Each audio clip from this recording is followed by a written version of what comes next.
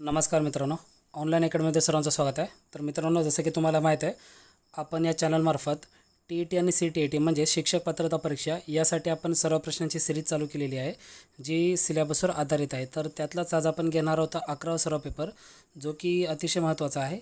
Video चालू करण्या अगोदर जर या चॅनलवरती कोणी नवीन असेल तर चॅनल अगोदर सबस्क्राईब करायचे व बेल आयकॉनवरती क्लिक करायचं आहे, म्हणजेच नवीन व्हिडिओचे नोटिफिकेशन्स तुम्हाला मिळत जातील. तर आजचा व्हिडिओ चालू करू आपण पहिल्या प्रश्नापासून. पहिला प्रश्न असा आहे, बघा इथं पाहू शकता. बघा इथं पहिला प्रश्न काय दिला आहे, अध्ययन अनुभवाची केंद्र कोणते आहेत. बघा, अध्ययन अनुभवाची केंद्र खालीलपैकी कोणती आहेत. तर यासाठी इथे 4 पर्याय दिलेत. बघा, पर्याय आहेत घर आहे बरोबर, समाजसुद्धा बरोबर आहे, समवयस्क गटसुद्धा आहे. तर वरीलपैकी सर्वच पर्याय बरोबर आहेत. पर्याय क्रमांक 4 ही सर्व जे आहेत पर्याय ही आहेत अध्ययन अनुभवाची केंद्र आहेत. पुढचा प्रश्न, प्रत्याभरण हे अशी माहिती असते ज्यात विद्यार्थी त्याच्या स्मरणातील माहिती कायम करू शकतो, त्यात भर घालू शकतो, परत साठवू शकतो, योग्य रीतीने वापर करतो, अशी व्याख्या कोणी केली. बघा इथं व्याख्या आहे प्रत्याभरणाविषयी. आता इथं प्रत्याभरणविषयी तुमची कन्सेप्ट क्लिअर होणार आहे. बघा, प्रत्याभरण म्हणजेच काय, अशी माहिती ज्यामध्ये विद्यार्थी त्याच्या स्मरणातील माहिती कायम करू शकतो आणि त्याच्यामध्ये भरसुद्धा घालू शकतो, त्याच्यामध्ये साठवू शकतो आणि त्याचा योग्य रीतीने वापरसुद्धा करू शकतो. तर अशी व्याख्या कोणी केली. तर याचं योग्य उत्तर येतं पर्याय क्रमांक 1 विनी आणि बटलर. विनी आणि बटलर अशी या दोघांनी प्रत्याभरणाची व्याख्या केली. पुढचा प्रश्न, खालीलपैकी कोणते विधान चूक आहे. ठीक आहे, चूक असलेले विधान सांगायचे आपल्याला. तर यासाठी योग्य उत्तर येतं बघा पर्याय क्रमांक 4 यापैकी नाही, म्हणजेच कोणतंच वाक्य चूक नाही. तर बघा, तिन्ही वाक्य बरोबर आहेत. कसे बरोबर आहेत बघा. प्रत्यक्ष ज्ञान हे मनुष्य स्वतःच्या आपल्या ज्ञानेंद्रियामार्फत प्राप्त करतो, हे प्रत्यक्ष ज्ञानाबद्दल बरोबर आहे.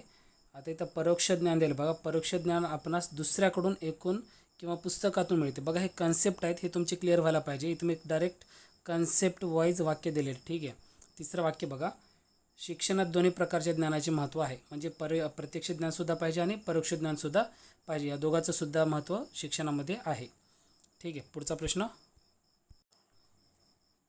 प्रश्न असा आहे की जेव्हा आपण दुसऱ्यांच्या अनुभव व निरीक्षणावर आधारित ज्ञान आत्मसात करतो तेव्हा त्यास काय म्हणतात. बघा, जेव्हा आपण दुसऱ्यांच्या अनुभव किंवा निरीक्षणावर आधारित ज्ञानास आत्मसात करतो तेव्हा त्यास काय म्हटले जाते. योग्य उत्तर येतं पर्याय क्रमांक 2 तेव्हा त्यास साक्ष्य म्हटले जाते. काय म्हटले जाते, त्याला साक्ष्य असे म्हटले जाते. बघा, ही साक्ष्याची व्याख्या आहे. पुढचा प्रश्न,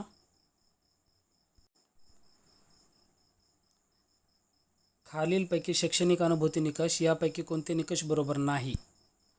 बघा, इथं शैक्षणिक अनुभूतीचे निकष दिलेत, यापैकी कोणता निकष योग्य नाही असं विचारले. तर यासाठी योग्य उत्तर येतं बघा पर्याय क्रमांक 3 जे आहे हे योग्य नाही. ठीक आहे, पर्याय क्रमांक 3 योग्य नाही. म्हणजे तिन्ही बाकीचे बरोबर आहेत. बघा, अनुभूती या उद्दिष्टनिष्ठित असतात बरोबर, अनुभूती या रंजक असाव्यात हे सुद्धा बरोबर, अनुभूती या विद्यार्थ्यांच्या वयोमानानुसार असाव्यात हे सुद्धा बरोबर आहे. तर पर्याय क्रमांक 3 चुकत आहे आपलं. पुढचा प्रश्न, खालील दिलेल्या वाक्यातील अधोरेखित शब्द नामाच्या कोणत्या प्रकारात येतं. नामाचे प्रकार विचारले येतं. वाक्य बघा, तुमचा मुलगा कुंभकर्णच दिसतो. तर हा कुंभकर्ण जे शब्द आहे तर तो नामाचा कोणता प्रकार आहे वाक्यानुसार. तर यासाठी योग्य उत्तर येतं पर्याय क्रमांक 2 सामान्य नाम आहे. काय आहे, सामान्य नाम. पुढचा प्रश्न, कणिक तिंबणे याचा अर्थ काय. कणिक तिंबणे याचा अर्थ काय आहे. उत्तर येतं पर्याय क्रमांक 3 खूप मारणे. खूप मारणे. पुढचा प्रश्न, नांदेडहून या शब्दाची विभक्ती कोणती. बघा, नांदेडला हून हे प्रत्यय लागले, तर याची विभक्ती काय आहे. तर यासाठी योग्य उत्तर येतं पर्याय क्रमांक 4 पंचमी आहे. पंचमी आहे बघा, ऊन आणि हून येतं. पुढचा प्रश्न, खालीलपैकी टिंब हे भाववाचक नाम नाही म्हणले. भाववाचक नाम नाही. तर यासाठी योग्य उत्तर येतं पर्याय क्रमांक 2 पर्वत हे भाववाचक नाम नाही. बाकी बघा, चांगुलपणा आहे भाववाचक नाम आणि गुलामगिरीसुद्धा भाववाचक नाम आहे. पर्वत हे भाववाचक नाम नाही. पुढचा प्रश्न, विशेषण ओळखायला सांगितले. बघा, तर यासाठी योग्य उत्तर येतं पर्याय क्रमांक 3 चांगली. चांगली. ठीक आहे, हे विशेषण आहे. पुढचा प्रश्न, choose the correct synonym for the given word. Synonym similar meaning द्यायचे आपल्याला झेस्ट या शब्दासाठी. तर उत्साह, झेस्ट म्हणजेच काय उत्साह, तर इथं बघा सिमिलर वर्ड येते तुमचा इन्थुझियाझम. ठीक आहे, इन्थुझियाझम. पुढचा प्रश्न, the dog all the biscuits. बघा इथं काय म्हणलं आहे, most appropriate option to filling the blank. ठीक आहे, तर यासाठी योग्य उत्तर इथं बघा पर्याय क्रमांक 2 हॅज इटन. काय आहे बघा, डॉग आहे, तर इथं काय येतं हॅज येते, हॅव येत नाही कारण की हे प्लुरल नाही. ठीक आहे, इथं ईटसुद्धा येत नाही कारण की जर प्रेझेंटमध्ये पाहिजे असेल तर इथं ईट्स यायला पाहिजे होतं. ईटिंगसुद्धा येत नाही कारण की इथं ॲमेझार वॉजवेअर काही चाललं नाही, तर त्यासाठी पर्याय क्रमांक 2 आहे हॅज इटन, प्रेझेंट परफेक्ट टेन्समध्ये चाललं आहे. पुढचा प्रश्न, change the voice. Change voice करायचे. वाक्य दिले, India won the match. India won the match याचं आपल्याला चेंज द व्हॉइस करायचे. वाक्य चालेल तुमचं सिम्पल पास्टमध्ये. ठीक आहे, तर याचं तुम्हाला पॅसिव्हमध्ये कन्वर्ट करायचं आहे. याचं योग्य उत्तर येतं पर्याय क्रमांक 3 the match was won by India. पुढचा प्रश्न, a person who is able to speak several languages. ठीक आहे, अ पर्सन वन वर्ड दिले बघा, who is able to speak several languages, असं माणूस ज्याला बरेच भाषा बोलता येतात. याचं उत्तर येतं पर्याय क्रमांक 4 पॉलिग्लॉट. म्हणजेच काय, ज्याला बरेच साऱ्या भाषा बोलता येतात, पॉलिग्लॉट. पुढचा प्रश्न, फाइंड द करेक्ट सिनॉनिम. पुन्हा सिनॉनिम आहे, सिमिलर वर्ड द्यायचे. कोणत्या शब्दाला आहे, ल्युसीड म्हणजेच काय स्पष्ट. ल्युसीड म्हणजेच काय स्पष्ट, तर याचं बघा पर्याय येतो पर्याय क्रमांक 1 क्लिअर. पुढचा प्रश्न, भारतातील पहिल्या महिला राज्यपाल. बघा भारतातील पहिल्या महिला राज्यपाल कोण आहेत. उत्तर येतं पर्याय क्रमांक 1 पंडिता विजयलक्ष्मी.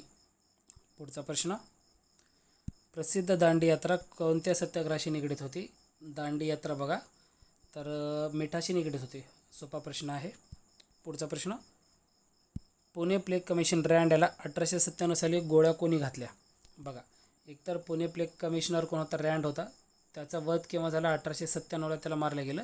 तर या गोळ्या कोणी घातल्या होत्या. उत्तर येतं पर्याय क्रमांक 1 चाफेकर बंधूंनी गोळ्या घातल्या होत्या. पुढचा प्रश्न, संसदेत खालीलपैकी कोणाचा समावेश होत नाही. नाही म्हणले, संसदेमध्ये कोणाचा समावेश होत नाही. उत्तर येतं पर्याय क्रमांक 1 राज्यपालाचा समावेश होत नाही.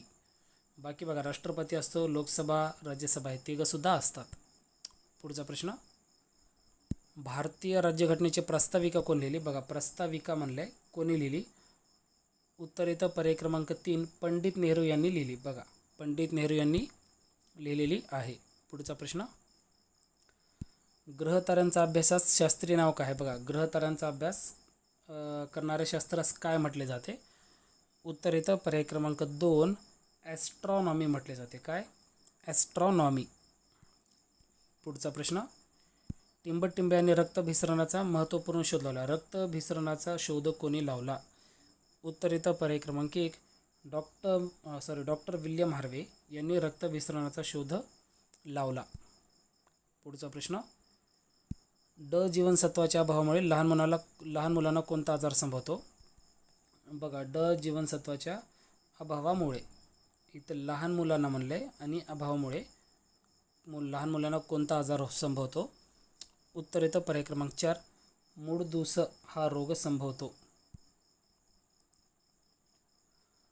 पुढचा प्रश्न, आधुनिक जैवतंत्रज्ञान टिंबटिंब पातळीवर कार्य करते. बघा आधुनिक जैवतंत्रज्ञान कशावर कार्य करते. उत्तर येतं पर्याय क्रमांक 3 रेणू याच्यावर कार्य करते. आधुनिक जैवतंत्रज्ञान रेणू पातळीवर कार्य करते. पुढचा प्रश्न, ऋणप्रभारित कणांना टिंबटिंब असे म्हणतात. ऋणप्रभारित कणांनाच काय म्हटले जाते. उत्तर येतं पर्याय क्रमांक 4 इलेक्ट्रॉन्स असं म्हटलं जातं. पर्याय क्रमांक 4 उत्तर आहे. मित्रांनो मॅथवरील काही क्वेश्चन्स आहेत ते तुम्ही व्हिडिओ पॉज करून उत्तरे काढू शकता. मी सध्या इथं उत्तरे सांगत आहे. खालीलपैकी कोणता चौकोन समांतरभूत चौकोन आहे. बघा समांतरभूत चौकोन नाही म्हणलं आहे, तर याचं योग्य उत्तर येतं पर्याय क्रमांक 4 समलंब. समलंब हा समांतरभूत चौकोन नाही. बघा पुढचा आहे एक्स ही 13ने निशेष भाग जाणारी विषम संख्या आहे. तर 13ने निशेष भाग जाणारी एक्सच्या पुढील चौथी समसंख्या कोणती असेल. तर यासाठी योग्य उत्तर येतं बघा पर्याय क्रमांक 2 x + 91. पुढचा प्रश्न, एका छापील वस्तूची किंमत 4,800 आहे. दुकानदार त्याच्यावर 10% सूट दिल्यास 8% नफा कमावतो. जर सूट न देता ती वस्तू विकल्यास होणारा शेकडा नफा किती? बघा, छापील किंमत 4,800, दुकानदार त्या वस्तूवर 10% जर सूट दिला तर 8% नफा कमवतो आहे. जर सूट न देता ती वस्तू विकल्यास शेकडा नफा किती? उत्तर येतं पर्याय क्रमांक 2, 20% शेकडा नफा. पुढचा प्रश्न, 16,000 रुपये रकमेचे 2 वर्ष 3 महिन्याचे सरळ व्याज 25-20 आहे. तर व्याजाचा दर काढायचा आपल्याला. 16,000 रक्कम आहे, 2 वर्ष 3 महिन्याचे सरळ व्याज 25-20 आहे. तर त्या व्याजाचा दर काढायचा आहे. तर याचं योग्य उत्तर येतं पर्याय क्रमांक 3, 7%. व्याजाचा दर किती आहे? 7%. पुढचा प्रश्न आहे, 8 मीटर 24 सेंटीमीटर लांबीच्या एका लोखंडी पाईपचे 80 मिलीमीटर लांबीचे समान तुकडे केले तर त्या पाईपचे एकूण किती तुकडे तयार होतील? तर यासाठी योग्य उत्तर येतं पर्याय क्रमांक 1, 103 समान तुकडे होतील. पुढचा प्रश्न, तर मित्रांनो उत्तरे देण्याची वेळ तुमच्यावरती आलेली आहे. 31वा प्रश्न आहे तुमच्यासाठी. प्रश्न असा आहे, क्षयरोगांसाठी लहान मुलांना कोणती लस दिली जाते? क्षयरोगांसाठी लहान मुलांना म्हणले कोणती लस दिली जाते? तर यासाठी इथं 4 पर्याय दिलेत बघा. पर्याय क्रमांक 1 आहे DDT, दुसरा DPT, तिसरा BCG, चौथा BGC. तर या 4 पर्यायापैकी जो पर्याय अचूक आहे, म्हणजे जो पर्याय बरोबर आहे, तो तुम्ही मला कमेंटमध्ये सांगायचा आहे.